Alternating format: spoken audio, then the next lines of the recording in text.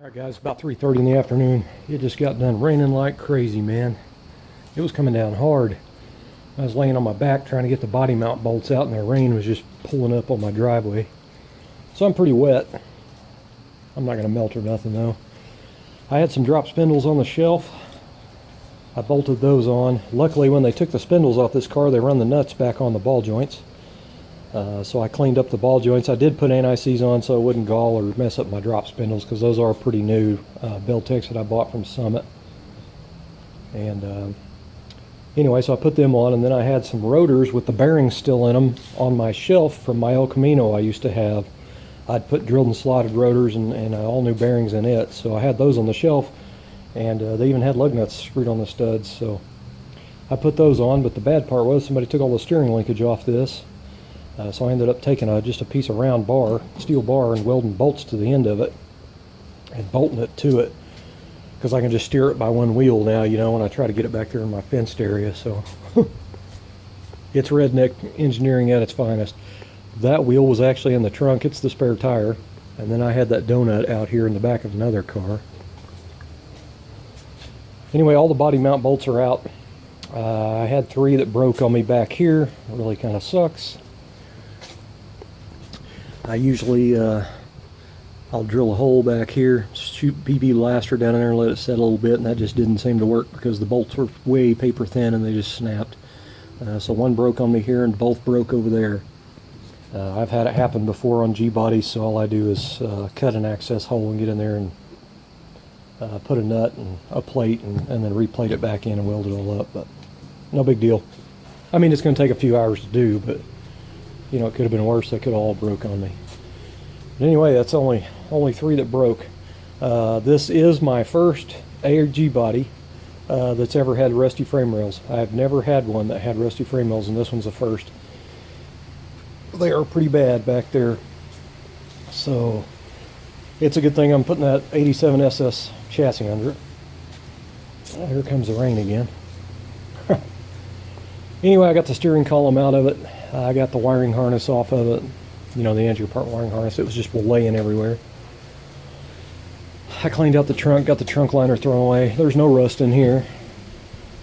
The only rust I really found was in that quarter over there. All the bumper fillers are just rotted away on this thing, which is normal. This is the worst spot of the car, and I got really, really lucky sitting here looking at it. The body line stops about right here, so this is just lightly crowned sheet metal right here. So I'll just build it out of sheet metal myself and get it all welded in there.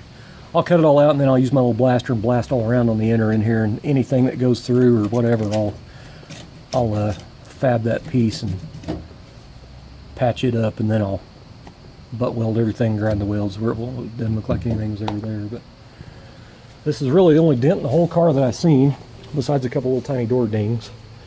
But I got a stud gun and I can take care of that.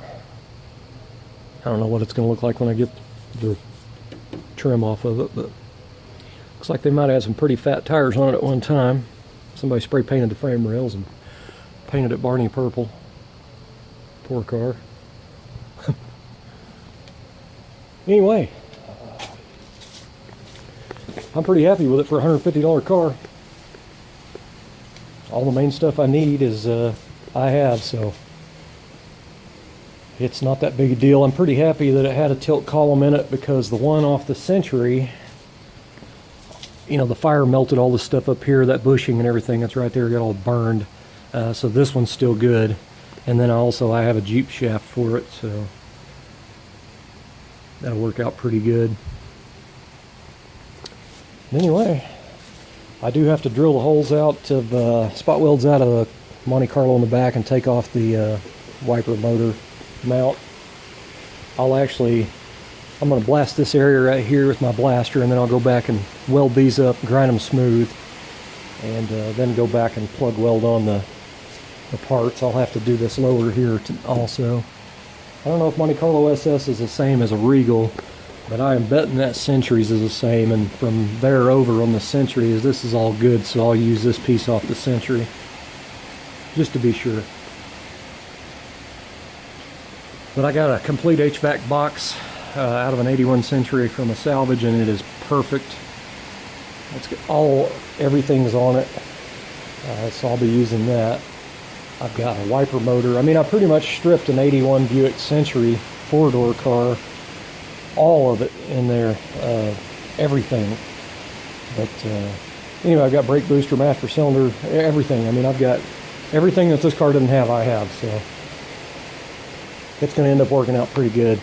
About the only thing that I do not have is seat belts. I mean, these blue ones are in the car, but I might check into buying brand new ones, aftermarket ones in black. I'll get black because if I redo the interior in tan, I'll never find a seatbelt color that matches, so it'd be better just to go that way. So anyway, so this is the chassis I'll be using.